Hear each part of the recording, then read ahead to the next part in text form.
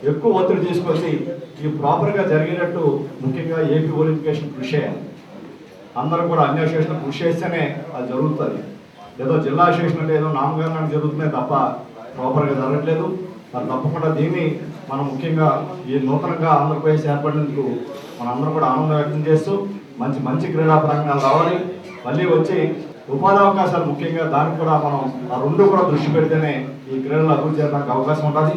మళ్ళీ 2016లో ఒలింపిక్స్ జరుగుతాయి కాబట్టి ఆ టైంకి తప్పకుండా ఎక్కువ మరి ఈ ప్రాంతం నుంచి క్రీడాకారులు ఒలింపిక్స్లో కూడా పార్టిసిపేట్ చేయడానికి కృషి చేయాలని చెప్పి నేను హృదయపూర్వకంగా కోరుకుంటూ మరొకసారి ఈరోజు మరి స్వామియుడైన ఒక అథ్లెటిక్స్ ఒక క్రీడాకారుడిగా మరి జిల్లాకి మరి ఎక్కువ కాలం జిల్లా కార్యదర్శిగా మరి అనేక కార్యక్రమాలు చేసి మరి అథ్లెటిక్స్ అంటే అన్ని స్పోర్ట్స్ కన్నా భిన్నంగా ఉండాలి.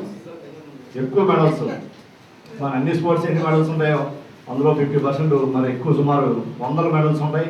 అయినా సరే మనం ఇంకా కష్టపడి ఈరోజు ఒక క్రీడాకారుడిగా మన ఆంధ్రప్రదేశ్ అధ్యక్షుడిగా ఎన్నికైనందుకు మనందరి తరఫు నుంచి వారికి హృదయపూర్వక ధన్యవాదాలు తెలియజేస్తాం.